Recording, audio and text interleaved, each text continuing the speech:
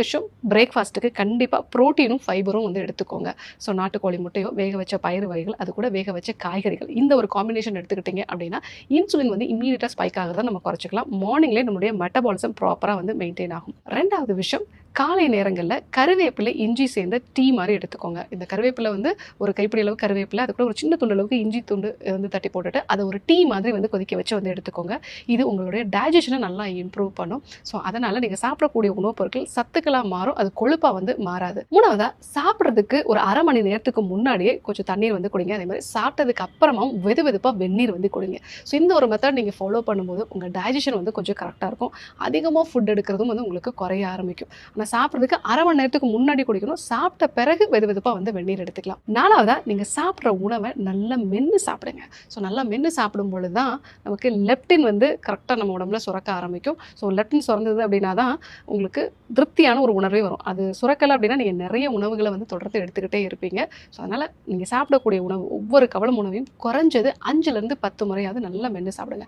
Actually வந்து ஒரு 30 டைம்ஸாவது நல்லா மெல்லணும். அந்த உணவை நல்லா கூலாக்கி வந்து நம்ம எடுத்துக்கணும். பட் இன்னைக்கு நிறைய பேருக்கு அதுக்கான டைம் வந்து இல்லை. ஸோ அட்லீஸ்ட் ஒரு 5லேருந்து 10 முறை நீங்கள் நல்லா மென்று சாப்பிட்டீங்க அப்படின்னாலே உங்களோட உடம்புல அந்த லெப்டின் வந்து சுரக்க ஆரம்பிக்கும். இதனால் குறைந்த உணவுலேயே உங்களுக்கு திருப்தியான ஒரு உணர்வு வந்து கிடைச்சிடும். ஆறாவதா, சர்க்கரையை முற்றிலுமாக தவிர்த்துருங்க.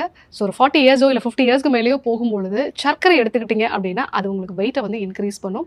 அது முக்கியமாக ஜூஸஸ் எடுத்துக்கிறது, இல்லை இந்த சோடா வகையான பானங்கள் எடுத்துக்கிறது, இதை கம்ப்ளீட்டாக வந்து அவாய்ட் பண்ணிடுங்க. ஏழாவதா, ஏர்லி டின்னர். ஸோ நைட்டு 7 மணிக்குள்ளே வந்து உங்கள் டின்னரை வந்து முடிச்சிடுங்க. ஸோ நைட்டு 7 மணிலேருந்து காலையில் 7 மணி வரைக்கும் நீங்கள் ஒரு இன்டர்மிட்டன்ட் ஃபாஸ்டிங் வந்து ஃபாலோ பண்ணீங்க அப்படின்னா உங்கள் பாடியில் இன்சுலினோட சென்சிட்டிவிட்டி நல்லா இம்ப்ரூவ் ஆகும். அதனால் உங்களுக்கு வெயிட் குறையும்.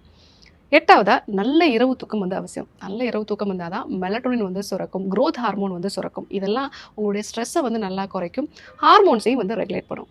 9வதா, உங்கள் ஸ்ட்ரெஸ்ஸை மேனேஜ் பண்ணுறதுக்கு ப்ரீத்திங் எக்ஸசைஸோ, தியான பயிற்சிகள், ஏதாவது ஒரு சில விஷயங்கள் நீங்கள் வந்து ஃபாலோ பண்ணுங்கள். ஸ்ட்ரெஸ் அதிகமானாலும் உங்களுக்கு வெயிட் போடும். 10வதா, நீட். அதாவது நீட் அப்படின்னா நான் எக்ஸசைஸ் ஆக்டிவிட்டி தெர்மோஜெனிசிஸ் அப்படின்னு நம்ம சொல்லுவோம். நீங்கள் எக்ஸசைஸ் பண்ணும்போது மட்டும் உங்கள் உடம்புல கலோரி எரிக்கப்படக்கூடாது. நீங்கள் ரெஸ்ட்டில் இருக்கும் பொழுதும் உங்கள் உடம்புல வந்து கலோரிகள் வந்து எரிக்கப்படணும். ஸோ அப்படின்னா நீங்கள் தொடர்ந்து ஒரு 10 மணி நேரம் உட்கார்ந்து வேலை செய்கிறீங்க, இல்லை 8 மணி நேரம் உட்கார்ந்து வேலை செய்கிறீங்கன்னா ஒவ்வொரு 1 மணி நேரத்துக்கு ஒரு முறையும் எழுந்து ஒரு 5 இல்லை 10 நிமிஷம் வந்து நடங்க. இல்லை நீங்கள் நிற்கிற இடத்துலேயே வந்து உங்களுடைய குதிங்கால்களை மட்டும் உயர்த்தலாம். இல்லை உங்களால் முடிஞ்சது, வாய்ப்பு கிடைச்சிது அப்படின்னா ஒரு 10 ஸ்குவாட்ஸ் வந்து நீங்கள் போடலாம். அதாவது உட்கார்ந்து எழுந்திருக்கக்கூடிய அந்த பயிற்சி. இந்த மாதிரி நீங்கள் பண்ணீங்க அப்படின்னா உங்களோட உடல் எடை நல்லாவே வந்து குறையும். ஸோ இது கூட நீங்கள் டீடாக்ஸ் மெத்தட்ஸை ஃபஸ்ட்டு ஃபாலோ பண்ணுங்கள். டீடாக்ஸை வந்து ஃபஸ்ட்டு ஸ்டார்ட் பண்ணிவிட்டு அதுக்கப்புறமா நான் சொன்ன இந்த விஷயங்களெல்லாம் நீங்கள் வந்து ஃபாலோ பண்ணீங்க அப்படின்னா கண்டிப்பாக 40 வயதுக்கு மேலேயும் உடல் எடையை குறைக்கிறது, அதுவும் ஆரோக்கியமான முறையில் உடல் எடையை குறைக்கிறது சாத்தியமான ஒரு விஷயம் தான்.